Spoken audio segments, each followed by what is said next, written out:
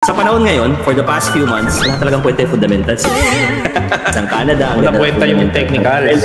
Walang kwenta yun kasi papasok pa rin yung focus in market, which is yung trade war. Kahit na strong yung economy ng Canada, pag si Trump nang-aaway yan, bubutasin niya lahat ng resistance.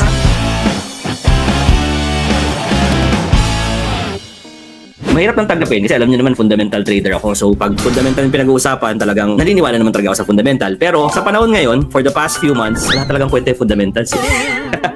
Kasi ganito, si market, nagpo-focus yan, ever-changing yung focus niyan eh. Laging nagbabago yan. And currently, market focus on the trade war. So kahit sabihin natin, ang ganda ng fundamentals ng Canada, ang ganda ng fundamentals yung technicals. Walang kwenta yun kasi papasok pa rin yung focus in market, which is yung trade war. Kaya huwag ka masyadong magtiwala ngayon sa fundamentals dahil anytime, Trump can tweet, Trump can talk. You're mentioning wag magtiwala sa technicals, not the fundamentals? Hindi, parehas bro.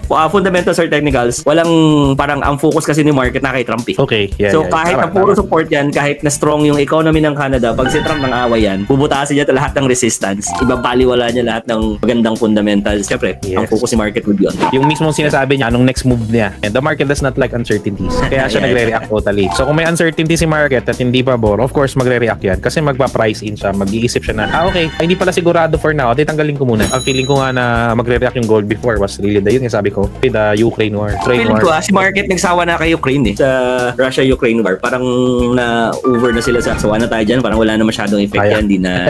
Alam mo kung ano yung pwedeng magpamove ulit dyan? One event that can make that move is pag may mga nakisama ng ibang bansa.